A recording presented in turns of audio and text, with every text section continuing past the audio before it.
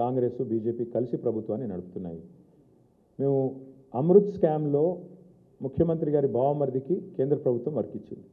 ఆయనకు అర్హత లేకపోయినా, ఫైనాన్షియల్ కేపబిలిటీ లేకపోయినా ఇవాళ 2 crore టర్నోవర్ ఉన్న కంపెనీకి 1137 crore టెండర్ ఇచ్చారు.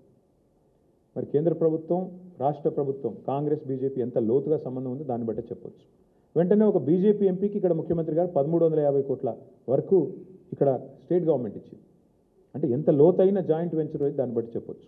సో అమృత్ అట్లా. టీడీఆర్ మీరు చూస్తున్నారు, టీడీఆర్ కూడా మొత్తం ఇవాళ ఎక్కడ పోతారు, వాళ్ళు ఎక్కడ పోతారు, మేము ఎక్కడ పోతాం, మళ్ళీ గవర్నమెంట్లోకి వస్తాం, అన్నీ తెరుస్తాం, అన్ని బుక్కులు తెరవాల్సి వస్తుంది. ఎవరెవరి చేతిలో ఉన్నాయంటే ఇందాక నేను చెప్పిన బ్రోకర్ల పేర్లు చెప్పాను కదా 10 మంది, ఆ దండుపాలెం బ్యాచ్ చేతిలోనే టీడీఆర్లు అన్నీ కొనుక్కున్నారు. ఇవాళ వాళ్ళే చేస్తున్నారు ఇదంతా.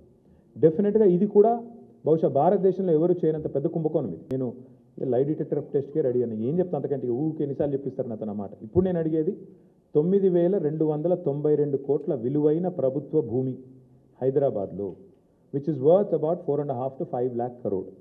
దీని ముఖ్యమంత్రి గారు ప్రభుత్వం ఏ బేసిస్లో అడ్డికి పావు షేర్ అమ్ముతున్నది, ప్రజలకు ఇవ్వకుండా ప్రజల సొమ్మును ప్రైవేట్ వాళ్ళకు కట్టుబెట్టే ప్రయత్నం ఎందుకు చేస్తున్నది? కానీ ఏముంది, అలా ఆడా ఈడ కలిసిపోయి ఉన్నారు, మంచిగా జాయింట్ వెంచర్ గవర్నమెంట్ నడుస్తుంది. అరే పొంగులేటి శ్రీనివాసరెడ్డి గారి ఇంటి మీద రైడ్ అయితే ఈడీ 2 రోజులు రైడ్ అవుతుందా? ఈ రోజు వరకు మీరు అడిగారు, ఆయన చెప్పాడు, ఈడీ కూడా చెప్పాడు. ఈ దేశం అట్లా నడుస్తుంది, ఏం చెప్తాం?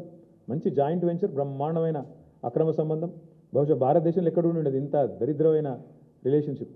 అట్లాంటిది నడుస్తుంది రాష్ట్రంలో. మీడియా రాయదు, మీడియా అడగదు, అడుగుడంతా మమ్మల్ని అడుగుతారు ప్రతిపక్షంలో ఉన్న వాళ్ళను. అలా ఏదో అవన్నీ ఓకే, అవన్నీ వద్దు,